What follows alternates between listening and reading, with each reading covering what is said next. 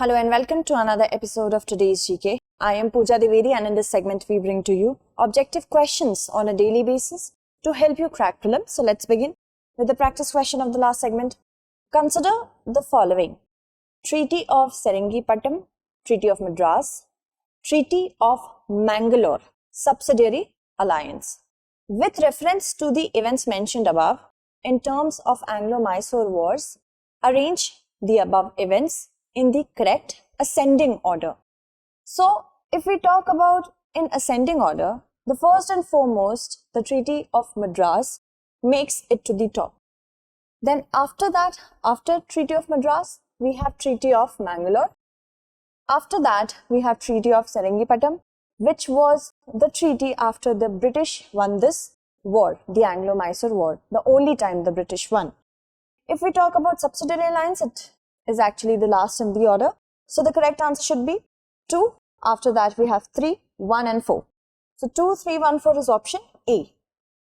Recently naming a garden on Tipu Sultan in Mumbai sparked a controversy. Role in Anglo-Mysore Wars are as such. British saw Hyder and Tipu as ambitious, arrogant and dangerous rulers who had to be controlled and crushed. 4 wars were fought with Mysore. These were the given arrangement of years.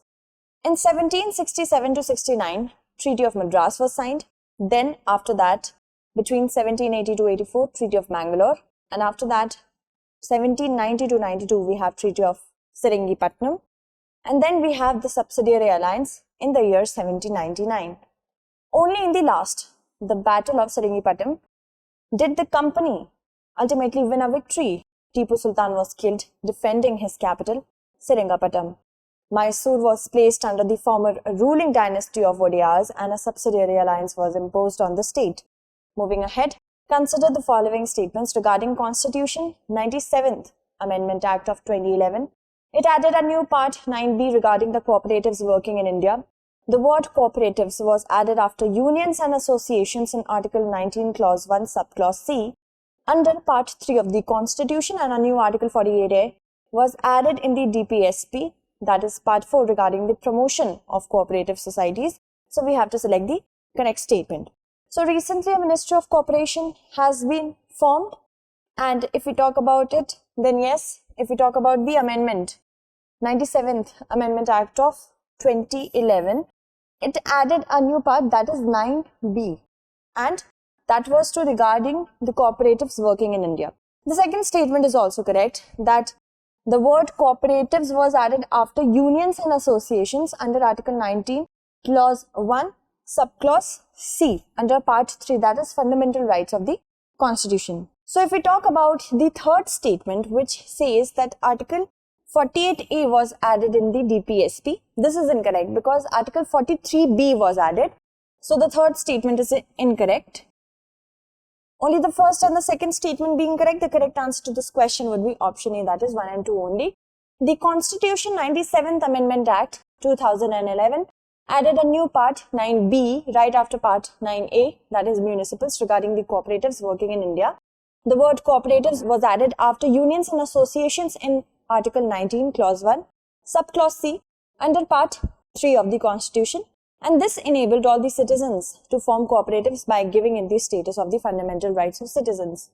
And a new Article 43B was added in the DPSP regarding the promotion of cooperative societies. Moving ahead, consider the following statements on National Backward Classes Finance and Development Corporation.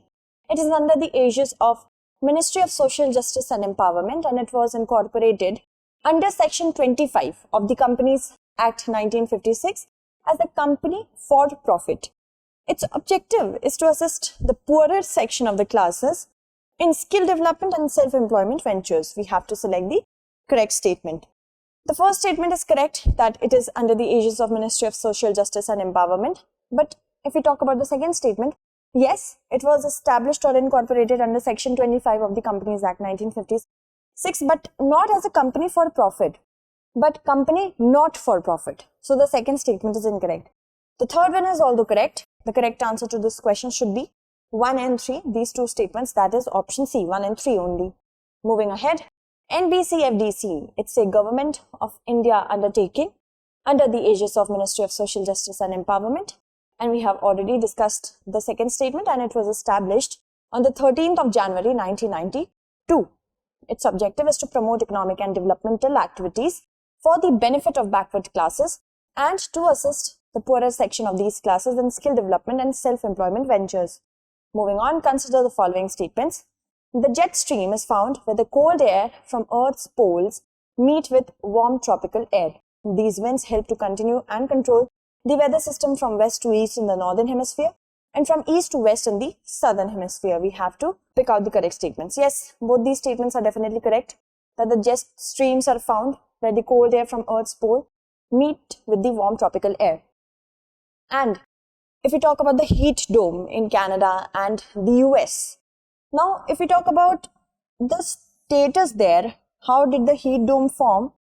This is the heat dome, and because of the rising of the warm air, the jet stream, the northward shift of the jet stream caused, when it was flowing from west to east, it caused these winds to subside back into the ground, and that is why the status of temperatures above 40 degrees Celsius could be hovering over for the next couple of weeks could appear because of this only. So the first statement is correct. The second is also correct. The correct answer would be option C, that is both 1 and 2. The jet stream is found where the cold air from Earth's poles meet the warm tropical air. These winds help to continue and control the weather system from west to east in northern hemisphere and from east to west in the southern hemisphere.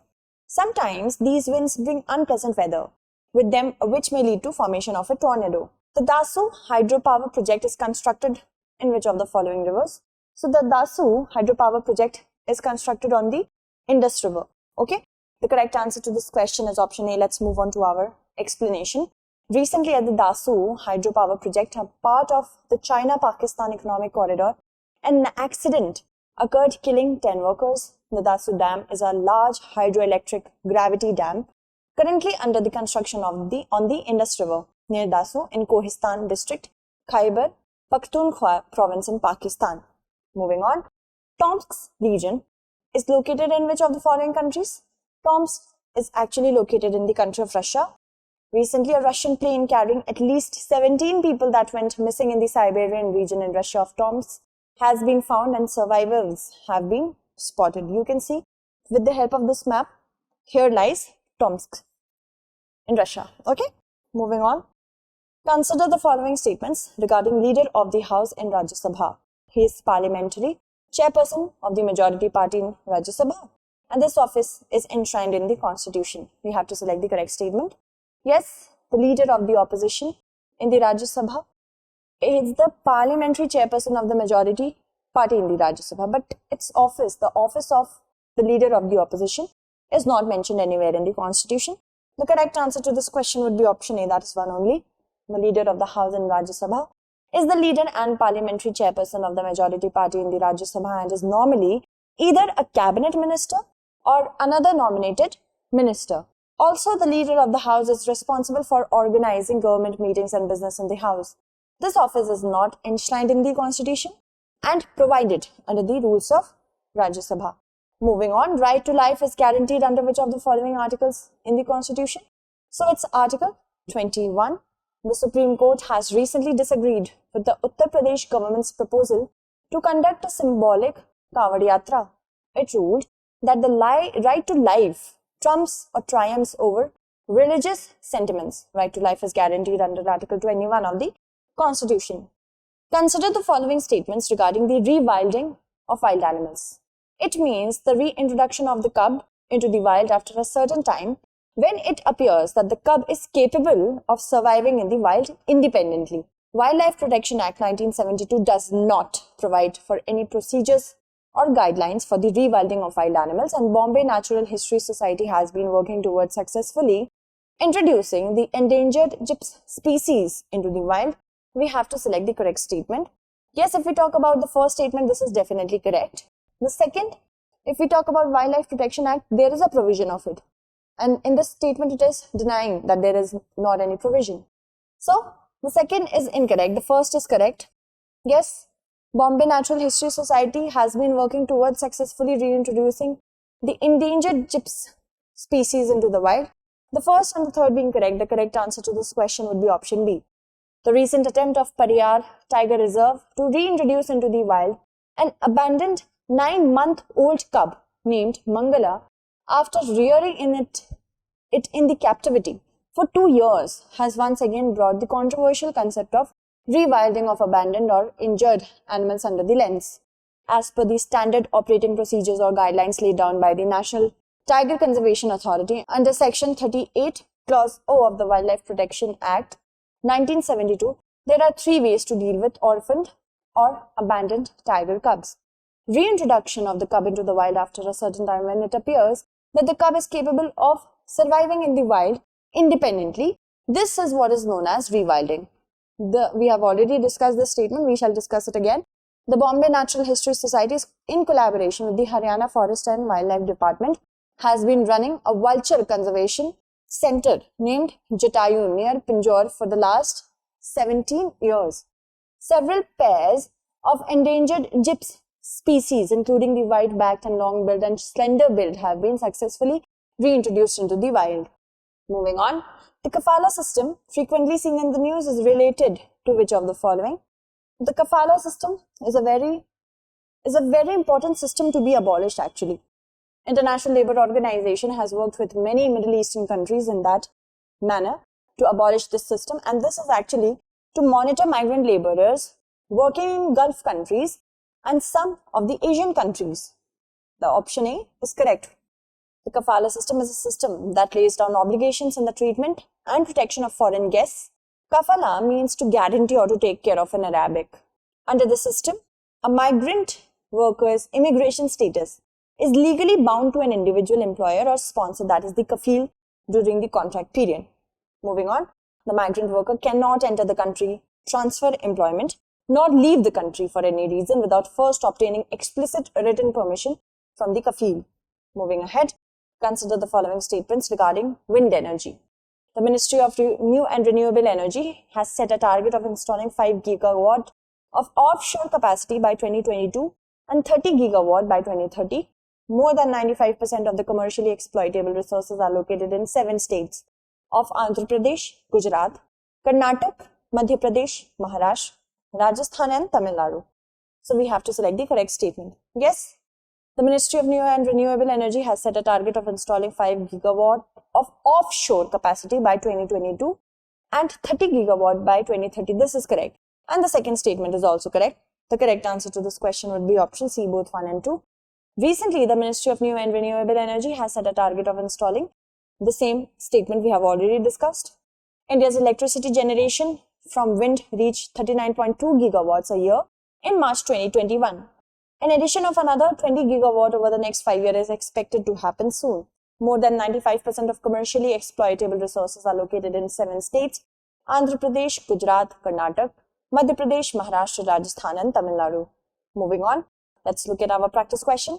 Consider the following statements. The subject of cooperative societies fell in the state lists and belongs wholly and exclusively to the state legislatures to legislate upon, and any change would require the ratification by at least 1/2 of the state legislatures as per Article 368, Clause 2 of the Constitution. Part 9b of the Constitution of India is operative only insofar as it concerns multi-state cooperative societies, both within the various states and the union territories of India.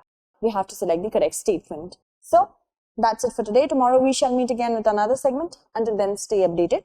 And thank you so much for watching.